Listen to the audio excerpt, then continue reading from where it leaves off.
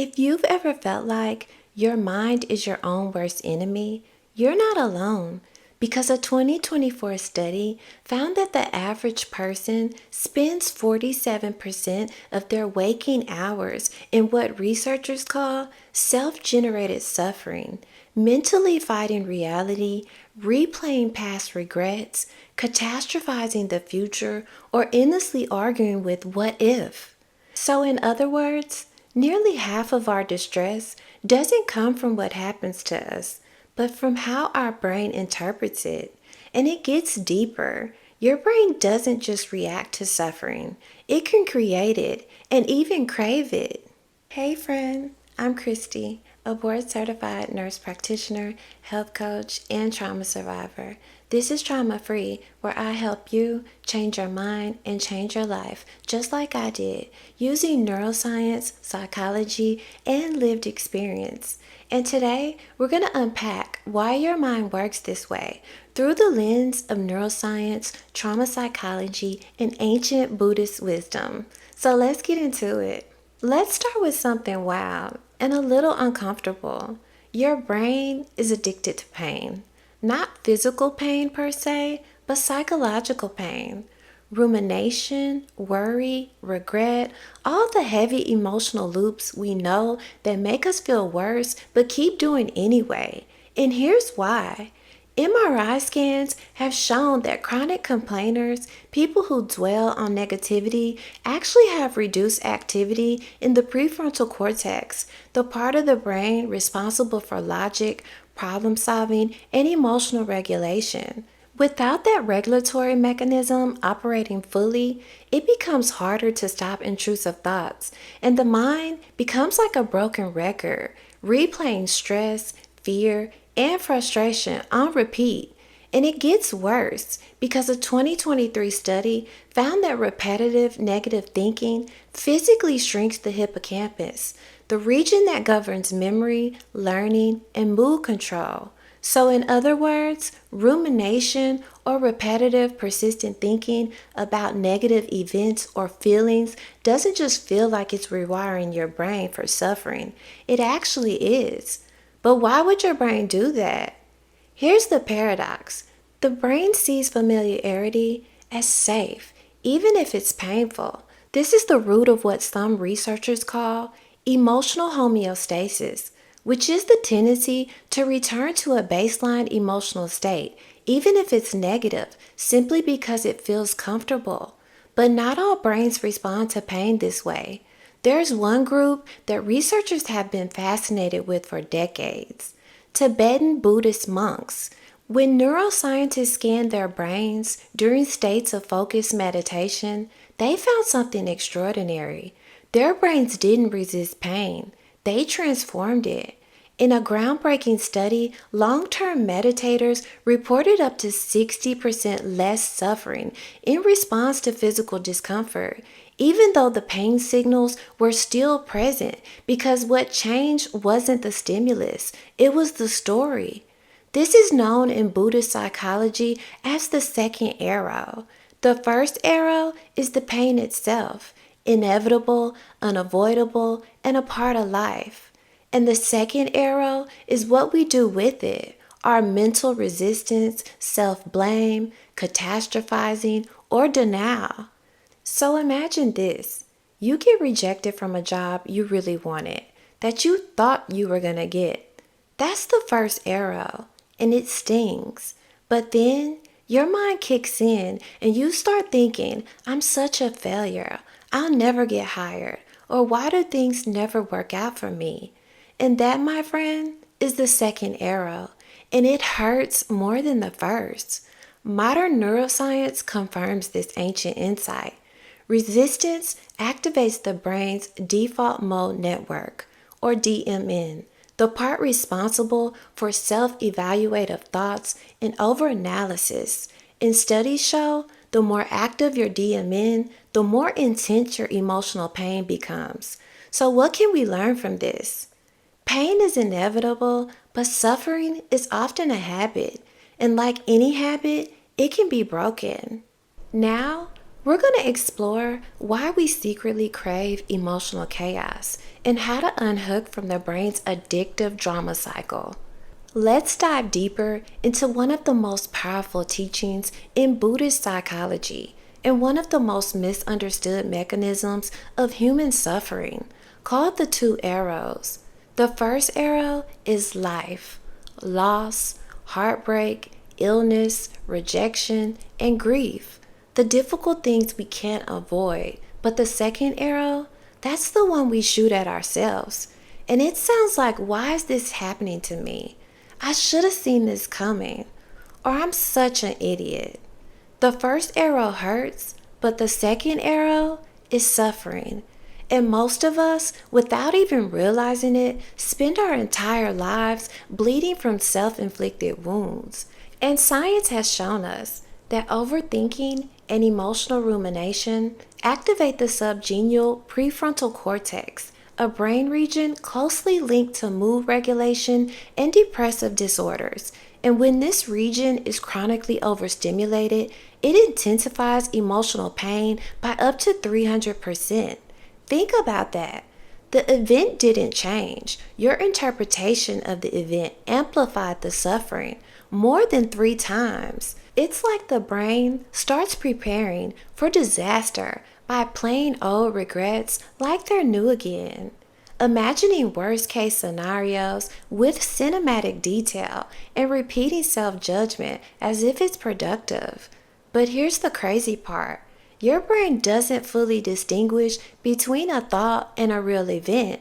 So every time you replay stressful events in your mind, your body responds as if it's happening again. Stress hormones surge, heart rate increases, and immune function decreases. So what starts as a thought becomes a physiological event. And if this cycle continues long enough, it creates what scientists call learned helplessness, a state where the brain no longer even tries to escape suffering, because it's internalized the belief that pain is permanent, but it's not. And the moment you become aware that you're holding the second arrow, you can let it go. Now let's get honest about a pattern nobody wants to admit, but almost all of us have lived. Drama addiction, aka chaos addiction. It's the subconscious craving for arguments, emotional roller coasters, scandal, and even the buzz of bad news. And here's the crazy part. You don't have to like it to be hooked on it. Because drama triggers dopamine, the same chemical your brain releases during pleasure and reward, which also spikes during stress and suspense. In fact, it's been discovered that viewers of reality TV, especially conflict-heavy shows, displayed brain activity nearly identical to heavy gamblers because both groups weren't just watching, they were chasing the emotional thrill, the crash, and the next hit. And this helps explain why research has found that people are 3 times more likely to click on negative news than positive. Not because we're pessimists, but because our brains have evolved to prioritize threats. And if you grew up in an unpredictable, unsafe, or emotionally volatile environment, your nervous system learned to associate chaos with familiarity. So you may say you want peace, but if your body never learned that peace is safe, it will reject calmness, like it's a threat. That's why some people pick fights in good relationships, sabotage stable jobs, or feel bored when things are going too well. This is called neuroassociative conditioning, and trauma can cause it. Think of it like this. If you grew up and love felt unstable, stability might strangely feel like it's not love. And if chaos was your normal, your brain will nudge you towards drama. So even in adulthood, we unconsciously recreate the chaos that feels most familiar. Have you ever been venting with someone and it spirals into a suffering competition where you are now competing for who's the most stressed, most betrayed, and most exhausted? Well, that's actually not helpful because you start bonding over cortisol, creating a false sense of connection, keeping everyone stuck. Because cortisol in high doses lowers immune function, weakens memory, increases reactivity, and shrinks the hippocampus even more.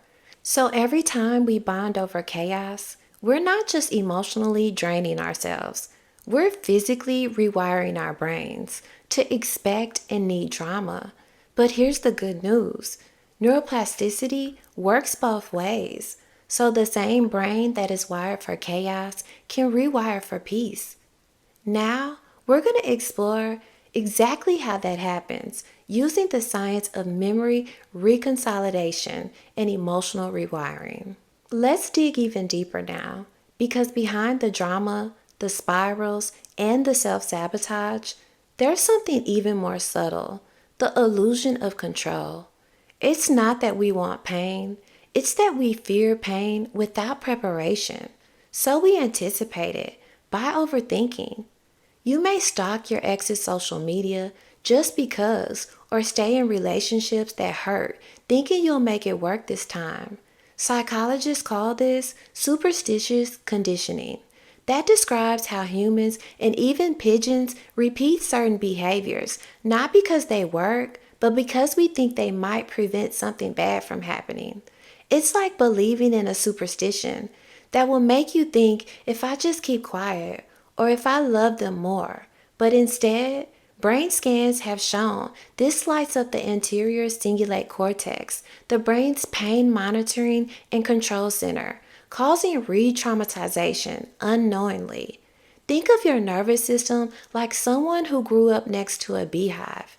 At first, the buzzing terrified you, but over time, you learned which flowers to avoid, which sounds that meant danger. You learned to adapt, and the anxiety became your shadow. Then one day, the hive is removed, the garden is quiet, but your body still flinches at the sound of bees. You eye every dandelion with suspicion, and part of you stays ready for stings that'll never come, because calm doesn't feel like safety yet. It just feels like you're waiting.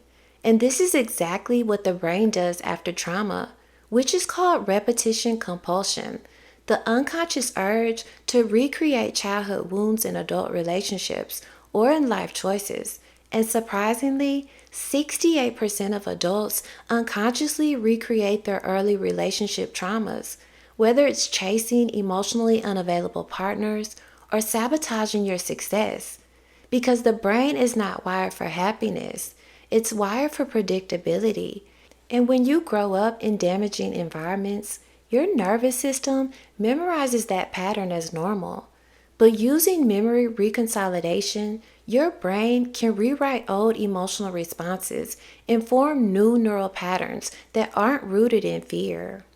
So let's talk about one of the most deceptive habits of the human mind: worry.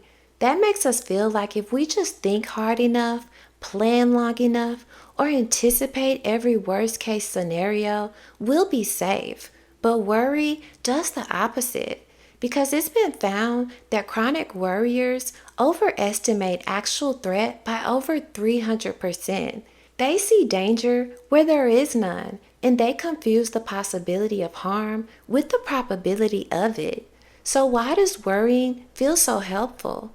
Because the brain can't always tell the difference between imagining a threat and actually solving one. In fact, neuroscientists discovered that when we worry or mentally prepare for something bad, the same neural circuits light up as when we're actively solving a real problem, particularly the dorsolateral prefrontal cortex, which handles planning and strategy. So we get a little dopamine hit or a false reward, and it creates a loop that goes like this: the thought, then the fear, then dopamine, then repeat. We think we're protecting ourselves, but really, we're just rehearsing our suffering in advance by trying to pre-feel hurt so we won't be caught off guard. It's like rehearsing heartbreak before a breakup, pre-grieving someone's passing who's still alive, or imagining losing your job the moment things start going well. The more we worry, the more anxious we feel, and the less prepared we actually become. Because chronic worry weakens the amygdala's threat detection accuracy, blurring the line between real danger and imagined disaster. It's like having a smoke detector that goes off every time you boil water. And yet, even with all this knowledge, letting go of worry still feels terrifying because doing nothing feels like giving up control. But maybe the opposite is true. Maybe stillness is the ultimate act of control. Consider this Harvard study that gave people a choice: sit alone in a room for 15 minutes with nothing but their thoughts, or press a button to give themselves a mild but painful electric shock. And guess what? 60% chose to give themselves electric shocks rather than sit in silence, even those who said they would pay to avoid shocks. Because when your brain is used to constant noise, like social media, stress, or distractions, silence feels like a threat. It's not that pain is better, it's that facing your own mind feels worse. Because when you're used to anxiety, calm feels dangerous. But stillness isn't where we lose ourselves, it's where we meet ourselves. It's where we break the cycle and where we learn to stop rehearsing pain and start practicing presence. And that's exactly what we're going to explore next: how to rewire these patterns using nothing more than awareness, repetition, and the science of neuroplasticity. Now that we've decoded how your brain creates suffering, let's talk about how to undo it. Because here's the truth: your brain is adaptive. It learns, rewires, and regenerates based on one thing: repetition. Which is exactly why the Noble Eightfold Path, originally a Buddhist guide to end suffering, is also a blueprint for mental freedom. Each of its 8 steps corresponds with a science-backed way to reprogram your mind, body, and nervous system. So let's walk the path through both wisdom and rewiring. Number 1, right view is cognitive reframing. This is your mental lens or the story you tell yourself. So instead of asking, why is this happening to me? Try asking, what is this teaching me? Because belief shifts spark new synaptic connections in the prefrontal cortex, enhancing clarity, perspective, and resilience. Reframing doesn't mean you're ignoring pain, it's giving it purpose. Number 2, right intention is mental priming. Before action, there is an aim. Right intention is choosing the energy behind your choices. It's saying, I will approach this day with compassion, not control. Because intentional mental priming increases activity in the anterior cingulate cortex, which regulates emotional pain and reduces reactive behavior. So start your day with a quiet inner vow to help keep your peace. Number 3, right speech is nervous system co-regulation. Words are not just sounds, they're nervous system signals. Gossip, self-criticism, venting without boundaries, these don't just affect others, they fire up your own threat response. On the other hand, research shows that compassionate speech reduces cortisol and activates oxytocin, your brain's bonding and calming chemical. So instead of saying, I'm such a mess, say I'm learning or I'm trying, and your brain will start to believe what you repeat. Number 4, right action is embodied healing. When your actions align with your values, your brain is flooded with dopamine and serotonin, not from chaos, but from agreement, rewiring your reward system away from trauma highs and towards calmness. So start small, keep a promise to yourself, set a boundary, or show up with integrity even when no one's watching. Number 5, right livelihood is nervous system safety. What you do each day either heals you or reactivates you. Right livelihood means crafting a life that doesn't require burnout, betrayal, or constant survival mode to succeed. Because occupational stress that conflicts with your personal values leads to long-term amygdala hyperactivity, increasing the likelihood of chronic anxiety. Number 6, right effort is habit repatterning. Your brain doesn't change through force, it changes through gentle repetition. Right effort means putting energy into what frees you, not what drains you. Because habits live in the basal ganglia, and to overwrite them, you don't need motivation. You need micro decisions, repeated daily, like pausing before you react, or one no that honors your nervous system. Number 7, right mindfulness is recalibration. Mindfulness isn't just meditation, it's moment to moment awareness without judgment, because it's been found that mindfulness shrinks the amygdala or fear center and thickens the prefrontal cortex or your rational thought, resulting in better impulse control and emotional stability. Because mindfulness tells your body you are safe, you are here, and you are whole. Number 8, right concentration is neuroplasticity. Right concentration is training your attention, which literally creates new grooves in the brain. Neuroscience shows that focused intention enhances the brain's default mode network, responsible for self awareness and meaning making. So start with what Buddhists call single pointed awareness. Breathe and follow just the breath. Walk and feel only your feet, because you can't rewire a scattered mind, and stillness is where the shift begins. Pain is inevitable, but suffering, that's learned, which means it can be unlearned. The Eightfold Path isn't just ancient wisdom, it's a map to freedom, a way to replace survival mode with awareness. The Buddha didn't teach that life would be easy. He taught that suffering was optional. And thanks to neuroscience, we know that those teachings weren't just spiritual. You can choose to train your brain by choosing peace over panic and clarity over chaos. And I'm here to help you do that.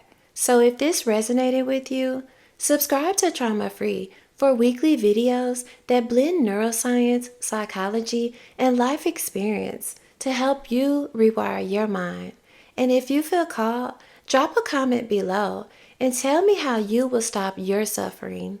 And until next time, stay trauma free and take care.